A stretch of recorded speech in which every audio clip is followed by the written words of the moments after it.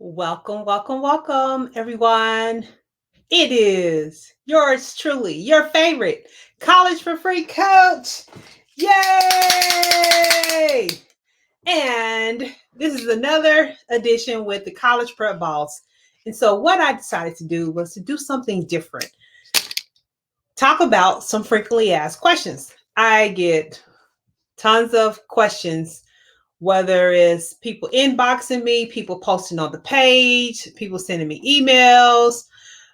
We get tons of questions all the time. And many of them are repeat questions.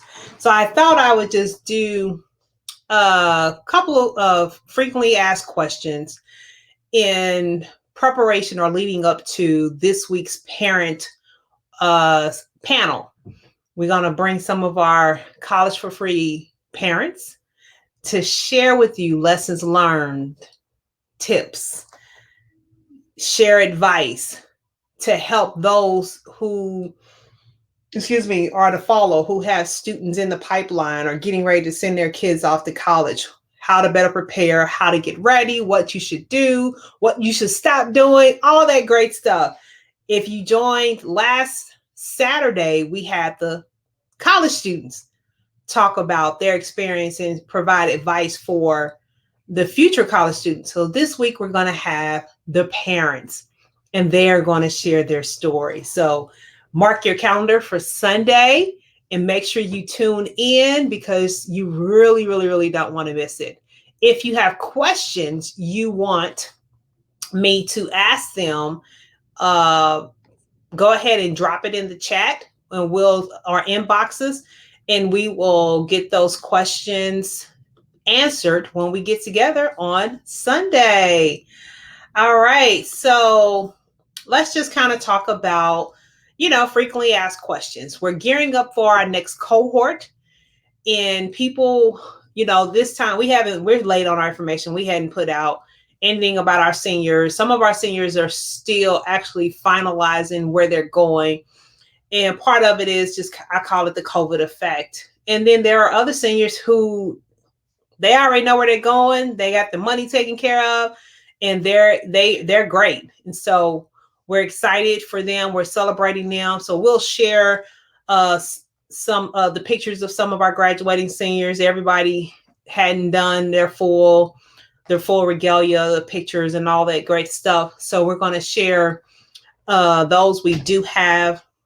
But let's get to the questions, So, of course, one of the most common questions everybody asks is, when should I start preparing my child for college? Woo! When should you start? You should start as soon as possible. No. But you should. You should start as soon as possible. When should you start preparing your child for college? I want you to think about this in terms of a retirement plan. The earlier you start with your retirement plan in terms of putting money into it, giving it time to grow, I want you to apply the same concept, liken the retirement growth process to getting your child ready for college, because getting your child ready for college requires multiple layers, from a financial aspect, putting money in a 529, letting it grow over time, taking the steps to prepare your child academically, socially, and emotionally.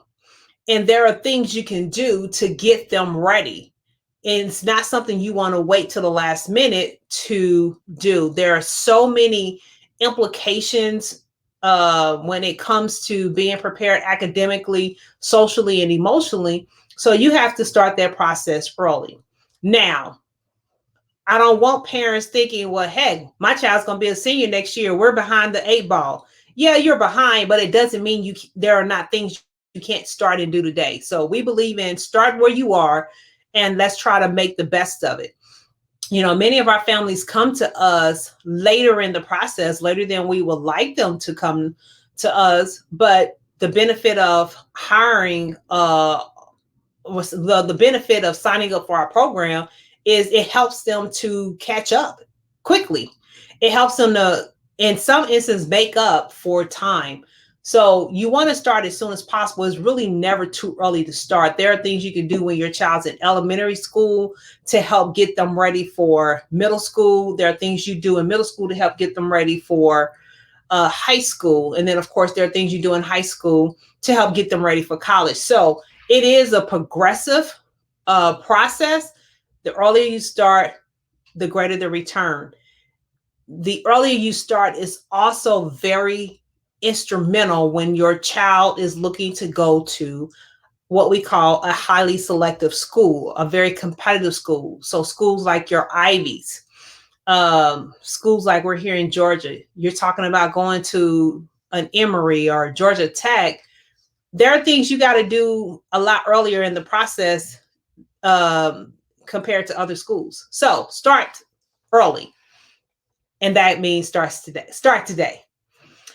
All right, so that's one question. Another question is, when should we start applying for scholarships? Yes, we get that question all the time, of course. And then people are oftentimes amazed by the answer because scholarships are available, ladies and gentlemen, as early as kindergarten. You heard me, as early as kindergarten.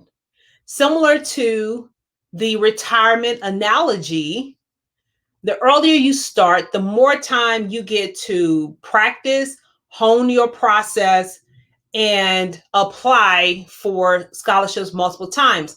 Many scholarships are open to a range of students. So what that means is we've seen them from K through 5 or K through 9 or 6 through 9. That means your child can apply 6th grade year, 7th grade year, 8th grade year, 9th grade year. Because if it's the process, first off, is very, very competitive. It is not likely that you're going to get a scholarship the first time you apply. Yeah, it's not impossible, but it's not likely. You have to try oftentimes more times at pursuing that scholarship. So if you have more opportunities to apply, it gives you an opportunity to really get a better understanding for what they're looking for, diving in and researching what they're looking for so that you can deliver and meet them at their level and at their level of expectation. And again, that typically takes multiple goes. So you want to start as early as possible. Now, I always get the follow-up question. Well, if they start that early, what do they do with the money? Why do y'all care about what they do with the money? All you should focus on is the fact that you can apply early. 2, apply. 3, let's apply so we can win. Let's get the money and let's keep it moving. What's done with the money? That's not your concern. You know, every organization is different, so they're going to have different stipulations. But what I will say is, if they release the funds to you early in that stage, I strongly suggest you put it in a 529 plan or some similar investment vehicle. Okay. Do not spend that money. Hello. Do not spend that money. Hello. Do not spend that money. Put that money in an investment vehicle so it can grow over time. All right. So we're going to start applying for scholarships a lot sooner in the process. We're not going to wait to senior year. So if your child's counselor says, no, your child should not apply for scholarships until they become a senior, that's not true, ladies and gentlemen. And counselors, please know that that's not true. So stop telling kids that. I love our counselors, but unfortunately, some of our counselors have outdated information and they are disseminating outdated information. And that outdated information is causing kids to be left behind. You can apply for scholarships as early as kindergarten. So start today, start applying. Yes, it takes work. Yes, it is like a part-time job, but how bad do you want it? Because college ain't cheap and you need to apply for those third-party scholarships, those private scholarships to curate funds to help cover the balance in the cost of college. Okay? Because when your child becomes a senior, you can't wait for the financial aid package to come and then try to figure out how you're going to apply for scholarships and get the money. That process doesn't work. It hear me. It don't work, you guys. It don't work. You must start sooner in the process. Okay? You need more time to apply for scholarships. There's a process to apply for scholarships. You cannot assume and think here in May I can apply for a scholarship and I'm going to have the money by the time my child starts in August. No, that's not how it works. That's not how it works, okay? So don't do that. Please stop doing that. Stop doing that. Stop doing that. Stop doing that. All right. So let's see. Another frequently asked question.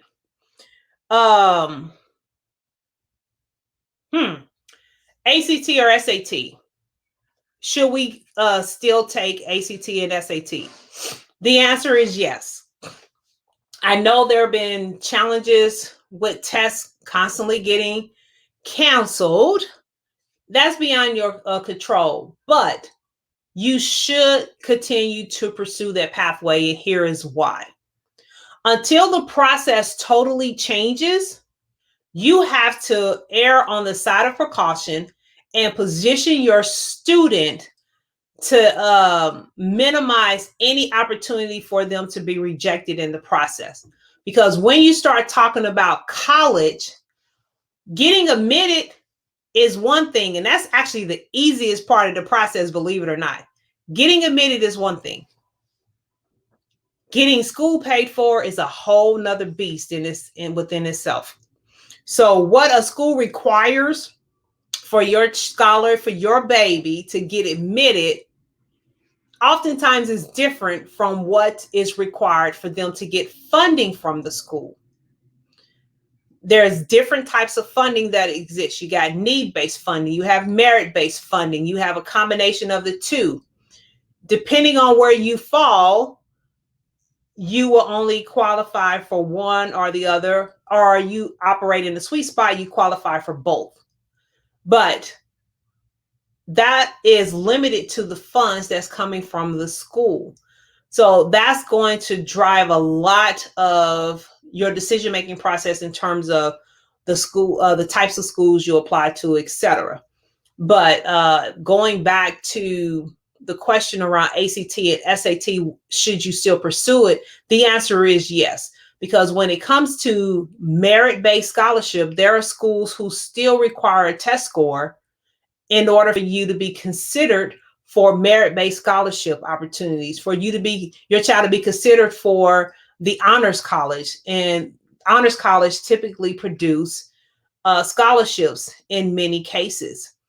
If your child don't have a test score on file, that could limit the amount of funds they get. Okay, so it can be waived in terms of admissions, but in terms of funding and how much funding they get, it could be cut to the minimum if they do not have a test score on file. So continue to persevere and try to get at least one test score, because even having a weak test score on file can be better than having no test score on file. All right. Now, again, let me just put this asterisk there. That's going to vary school to school. So what's applicable at one school doesn't mean it applies to another. That's why you'll hear me always say every school funds differently. Every school is looking for different things. So your strategy and your approach to how you get your child ready cannot be a one-size-fits-all approach, which is why in our program we customize the strategies of our parents, of our families, based on the family dynamics. And we have this assessment we take our families through to determine how to craft their strategies. So it's not a one-size-fits-all process, and that's just kind of the reality. So you just got to be mindful of that. So we are still pursuing ACT or SAT test scores, period, blank. Keep pursuing it until things change as a whole. So let's see. Those are some of the frequently asked questions. Some other questions I get, especially around this time, deals with the financial aid packages. You know, families get their financial aid packages back and they get what I call the sticker effect. Like, oh my gosh, they said I need to have $10,000 or $20,000, heck, $30,000 to cover the balance by the time my child starts school in August. What should I do? I get that question all the time. Well, it's not a question we answer as freely because that requires a level of knowledge that's reserved for our clients. But what I will say is one of the things we always advise families to do. I mean, there's a variety of things you can look at. One is you have to unmarry yourself to the dream school. We get so caught up in the idea of our babies going to their dream school, and we end up committing to the dream schools. And when we say committing, that means we paid the deposit for our kids to go to the dream school, but we're unsure about how we're going to cover that balance. So you have to unmarry yourself. Unmarry yourself. Yeah, that's a term I'm gonna start using. Unmarry yourself from the dream school. Divorce the dream school. Open your options and start exploring other schools. That's one thing I suggest you do. Open your options and start exploring other schools, because there are schools with rolling admissions. There are schools with money looking for students to apply it to. Hey, it may not be their dream school, but the goal should be, how can we get your education paid for? You're only there for 4 to 5 years, hopefully not longer than that. So you're only there temporary. It's not like you're spending the rest of your life there. Go get your education, come out without any debt so that you can have less restrictions financially, because living a life with student loan debt, it's not fun. It's not fun. So I encourage students to think about all those wonderful things you like to do. You want to be able to travel. You like to go shopping. You like to get your hair, your nails done, all that good stuff. You want to have the flyest car. You want to get a nice house so you don't have to live with mom and dad, or get you a nice apartment. Well, if you're strapped with student loan debt, your ability to do those things is going to be very restricted and very limited. So do you want to live a life of restrictions and limitations and possibly have to stay at home because you can't afford to live on your own? Or do you want to make the temporary sacrifice? I couldn't get into my dream school, but this other school was willing to give me some money, so I'm going to go there. Because at the end of the day, it's all about what you make of your school experience. You can go to your dream school. It doesn't guarantee you anything if you don't work the process and you don't maximize the opportunities presented to you. So unmarry yourself from the dream school, open yourself to other options, look at ways to possibly bring the cost of the bill down. So maybe it's a local school and your child gonna stay at home, or you have a relative and they can stay with the relative. Maybe you're not staying in the newest dorm on campus, or your child is not having a room to themselves, because these are things that will increase the room, at least the room and board piece. So you just got to look at all those aspects. Does it make sense to just go to a community college for the first 2 years and then transfer?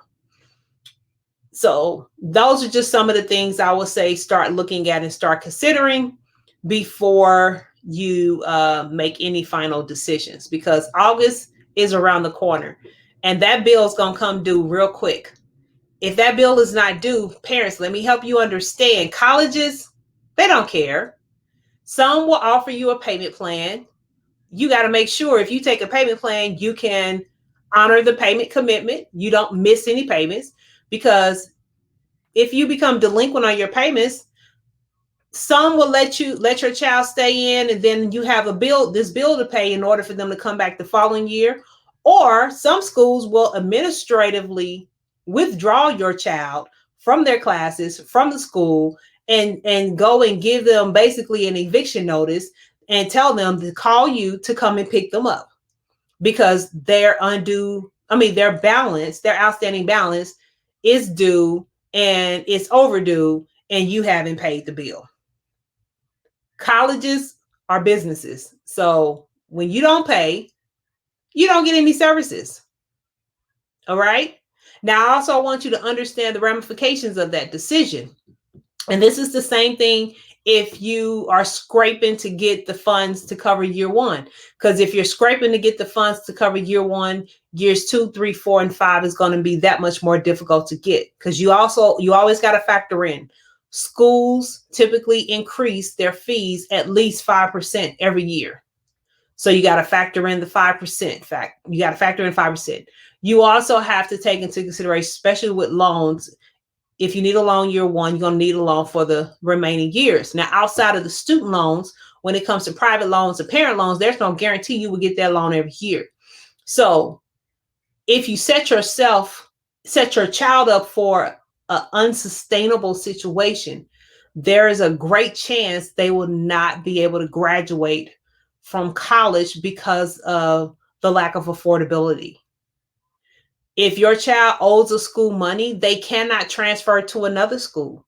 So now you are forever tied to that school until that bill is paid in full. They will not release transcripts if there's a balance on record. So now your baby has been sent home, can't finish school until the balance is paid. They can't transfer to another school till the balance is paid. So now they're going to be back home living with you, trying to figure out what they're going to do with their life because they were unable to get their degree. So I'm challenging you to think about the long-term effect, get out of your emotions, and stop looking at this from a short-term view, because short-term decisions, short-term emotional decisions is impacting our kids' ability to not only start college, but also finish and graduate from college, which is the ultimate goal. We want them to finish and graduate, but we also want them to do it with the least amount of debt. So their ability to accomplish that is really going to be dictated by how well you prepare, how early you start, and the decisions you make when it comes to selecting the final school. Okay, so how well you prepare, how early you start, and the decision you make when it comes to selecting that final school. So these are things you have to start talking about. You have to start looking at. I also usually get a question around AP, IB, and dual enrollment courses. And so I think all of them have their place. I think there's value in all three. So AP and IB, that's going to be dictated by what your child's school offers. But comparing AP or IB with dual enrollment, it's going to vary. Dual enrollment is a great way for your child to curate college credits and possibly transfer them to the college. Now, there are many factors here. It's going to really depend on where your child do their dual enrollment classes at. Is it at a university? Is it at a community college? Is it at a technical school, etc.? Are they planning to attend college out of state? Are they attending a highly selective school or a pretty easy school to get into? So all of these things play a role in whether or not dual enrollment is going to be beneficial for your child, because some schools will not take those transfer credits. So that means your child's going to have to repeat those courses.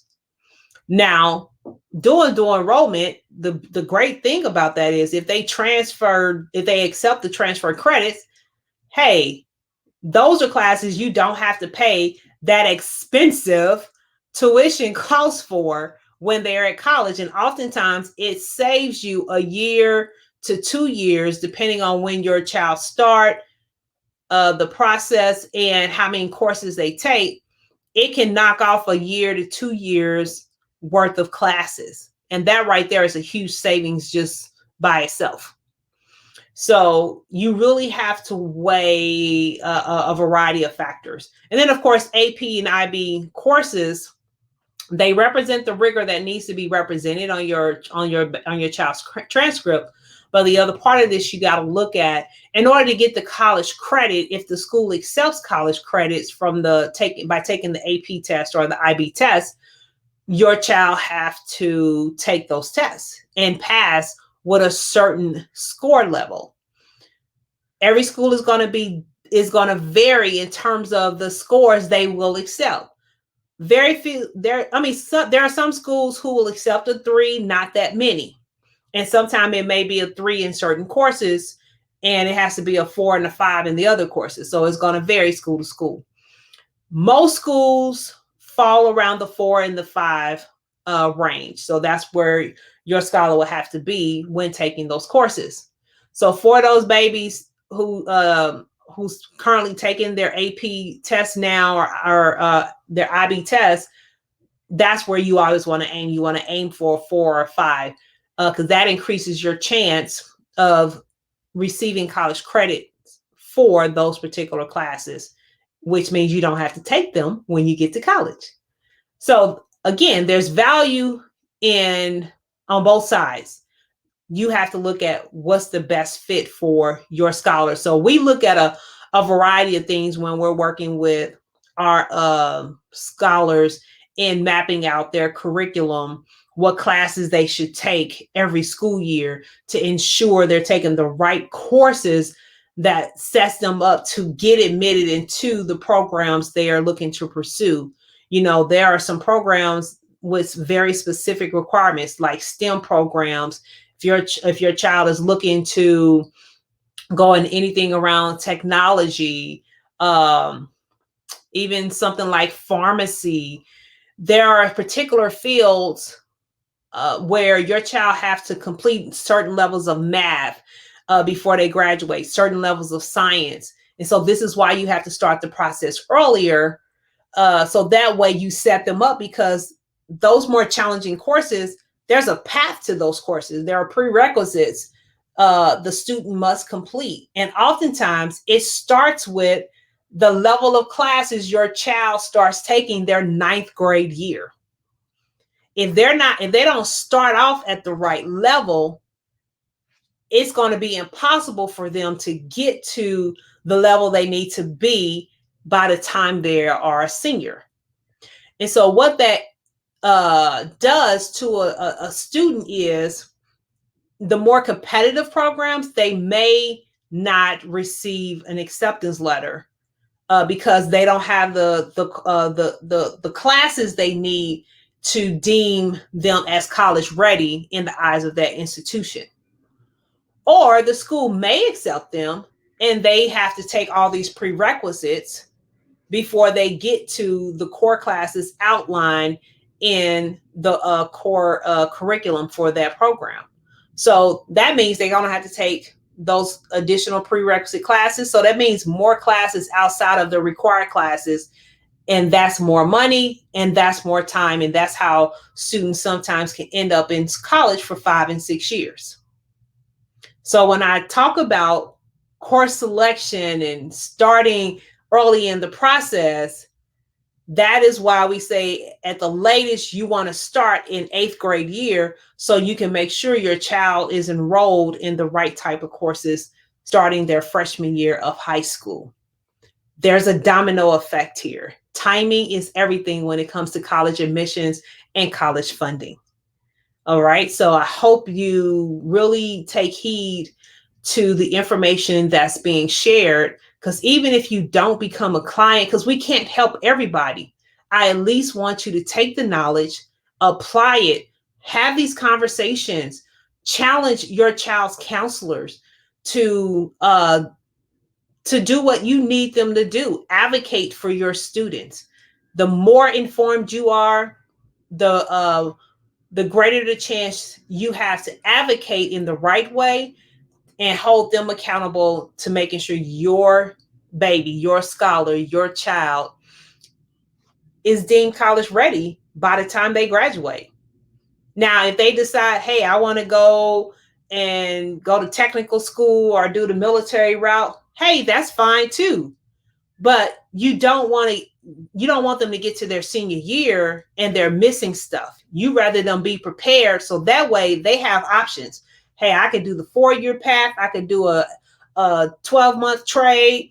I could do the military route. Hey, I got options. That's where you want your child to be. And versus not having options, and now you have to sacrifice and try to figure out, what can we do? What can we make happen? That's not where you want your baby to be. So I just wanted to drop in just to share some of the frequently asked questions, share some of the things we've seen so that you can start thinking about how to course correct on your end. And of course, if you want and need, everybody needs help. We all need help with something. If you want help and you're willing to make the investment in time and the investment financially, because I just got to go ahead and just put that out there, because our program is not free. Please understand, what we do is not free. Our coaching program is one of them is 2 of them is 12 months. The other one is 18 months. So this is an engaged process, but it takes an investment of time. It takes an investment of finances to tap into our intellectual property and being able to have it at your disposal. Our families being able to garner over $40 million in scholarships, 98% of them able to send their kids to college without any debt. That doesn't happen on accident. That it happens as a result of intentional actions, intentional follow-up, and intentional delivery on their part, on their scholars' part. We're there to help, coach, guide, provide direction, map out the plan, map out the strategy, hold you accountable, but we can't do the work for you. But it's what you put into it. So you get out of it what you put into it. So that's with anything. That same applies with college. So at minimum, at least take the tips and the information that's been shared. Start applying for scholarships. We have a host of videos on our platforms. If you don't know how to apply for scholarships, go tap into those videos. They're there for you. They're free, and they'll walk you through the process. But if you are interested in securing a spot, because space is limited and enrollment is only for a short amount of time, we will only do pre-screening calls during the enrollment period, which ends the end of this month. Once we fill our slots for the second cohort, you will go on the waiting list until our third cohort this year, which will start in October. We only do 3 cohorts a year. So if you don't get in, you'll have to wait till the next one. Now, if you have a class of 22 senior, you don't have a lot of time to play with. This cohort right now, we are recruiting for, that kicks off in June. This is the last cohort here in 2021 you can be part of if you have a class of 2022 senior. We will not admit any class of 2022 seniors in the October cohort or the January 2022 cohort for that matter. So this is the last opportunity for class of 2022 seniors to get help. We do offer payment plans to make it easier for everybody, but I just want to make sure that is very clear. So please share this with other friends, share this with family members. Again, go through the questions, check out the answers we shared, start applying these concepts. These are things you can start doing on your own to help put you in a better situation. All right, so until our next time together, remember, the time to be ready is not the time to get ready. You want to always think about, how can I position myself, my family, my scholar to stay ready? That's the goal. That is how you get to the place of a debt-free education so that your child can attend college for free. This is your favorite College for Free coach, the College Prep Boss herself, signing out until our next time. If I don't do a live between now and the weekend, I look forward to seeing you at during our parent panel on Sunday. So look for the post related to that, and I'll catch you on the next live. Take care, everyone. Remember, stay safe. Stay safe. Wash your hands. See you later.